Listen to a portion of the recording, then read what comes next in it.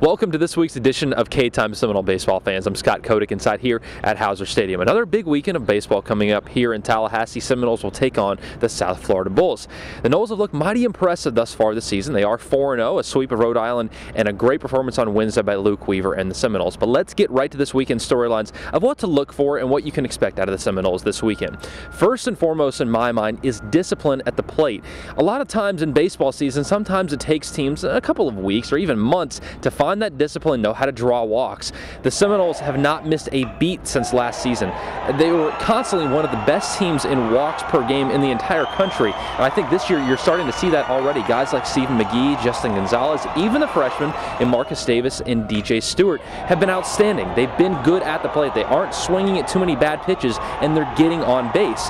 That, of course, is the key to scoring runs, so the Seminoles can do that again this weekend. It should be another successful weekend of baseball. The second in my mind is Luke Weaver. I know he's only had one start, and that was on Wednesday evening against Jacksonville. He had one relief appearance last week against Rhode Island as well.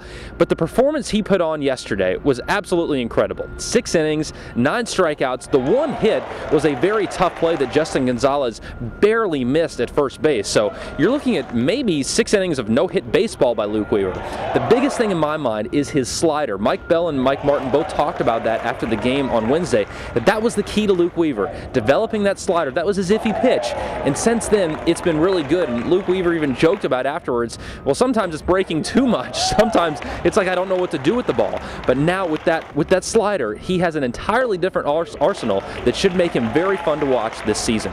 And third and finally is the defense. The one thing, unfortunately, we did see in opening weekend was a few costly errors. That's the one thing that a Mike Martin team normally does not have, and I can guarantee you in practice this week that has been a focus, cleaning up that defense. And if there's one thing we know about Seminole baseball, opening weekend is opening weekend. They will get the jitters out of the way and the errors will go down. So that's what I'm looking forward to seeing, is how do guys like Jose Brizuela do at third base this weekend? Do the errors go down? I'm sure they will, because they're switching to a new position. Of course, make sure you stay with us here at Seminoles.com all weekend as the Noles take on the South Florida Bulls.